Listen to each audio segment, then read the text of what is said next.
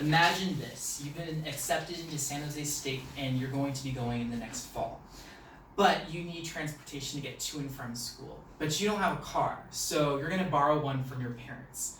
But it's really beat down, it's older than you are, and it's really expensive to maintain. So you decide to save some money to buy a new car. That's today what I want to talk about with you all. I want you guys to learn how to shop for your first new car and understand how it relates to California car culture. So the first step in buying a new car, you have to think about budgeting, and the next step is then to learn the different types of cars, and then the last step is to actually go through and make the purchase, and then understand how to go through that whole process and again relate it to California car culture.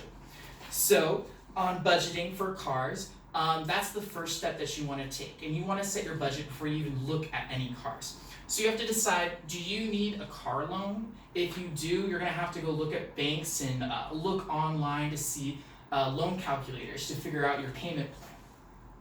If you have savings saved up for a car, that's awesome. You're not going to have to worry about getting a car loan and having to pay high interests. If you don't, then maybe it's time to start saving up for a new car, or again, look at those car loans. The next thing that you have to decide on when figuring out your budget is how long you actually want the car to last. As a rule of thumb, the newer the car is, the more expensive it's going to be, but the newer cars also last longer. So it's a trade-off you have to decide on now when deciding your budget. So now that I've covered budget, I want to move over and transition into types of cars. So you have to think about the make, model, and the year when you're deciding what type of car you want. So if you don't know, make of the car is the brand of the car. So that would be like Ford, Chevy, Toyota, things like that. That is the make of a car. Model of the car is the specific car product by those makes. So an example would be a Toyota Prius. Toyota is the make, Prius is the model of car. Year is a little bit more self-explanatory. It's just the year in which that make and model car was made. The next thing you have to decide on is, do you want a new, used, or pre-owned car? So a used car is going to be your cheapest option, but there's also maintenance costs you have to think about because used cars are often older cars and they're more run down. Or are you going to go for a new car? New cars are going to last longer, but they're a lot more expensive. Pre-owned is middle ground between the two. They're not as used, but they're not brand new. They've also gone through a dealership and they've been checked over by mechanics to see if there's anything wrong with them, and they've been brought back up to date. So if you go for pre-owned, you're not going to have to worry about much maintenance costs yet. So that's another option to consider when deciding what type of car you want.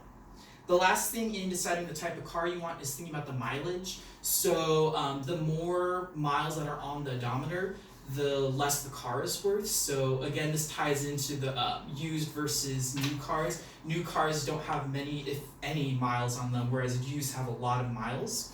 The last thing with mileage is also fuel economy. It also refers to miles per gallon. So this is a good time to think about that when deciding the type of car you want. So now that we've talked about the different types of cars and the different things that you have to learn about them, we're going to transition into actually purchasing the car. So first you're going to contact the seller and try to negotiate the price down.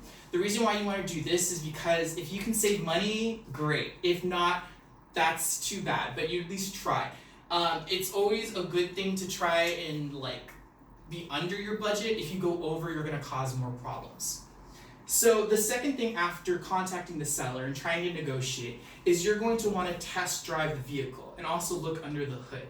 The reason why you want to do this is for two reasons. The first is that you're going to want to check and see if there's anything wrong that the seller didn't disclose to you. So that would be like if there's a broken window, there's a broken AC, or maybe the car radio is missing. These are things that you would learn if you had test-driven the vehicle. So you always want to make sure you do that beforehand. Again, with checking under the hood, if you know that sort of stuff, then great. If you don't, bring someone that does know cars and can look underneath the hood for you to see if there's anything wrong. The second reason is you might not actually like the car if you get behind the wheel.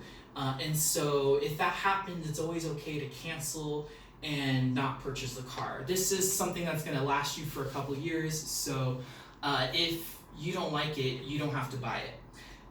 So the last thing is you're going to decide on payment, and if you're working with individual sellers, you're probably going to be paying out of pocket with cash, Venmo, or a check. And if you're working with the dealership, you probably have taken on a car loan, and you're going to be making monthly payments on that.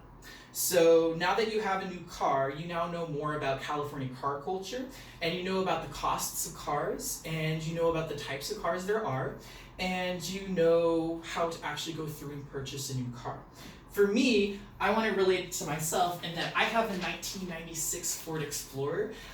It's a piece of work. It's very expensive to maintain. It doesn't have a working AC, and one of the windows doesn't roll down. So there's a lot of issues with it, and it was a hand-me-down from my parents. So I've saved up $5 grand, and I'm going to be going through this process myself and purchasing a new car because I think it's about time. So thank you for listening. That was my speech. So.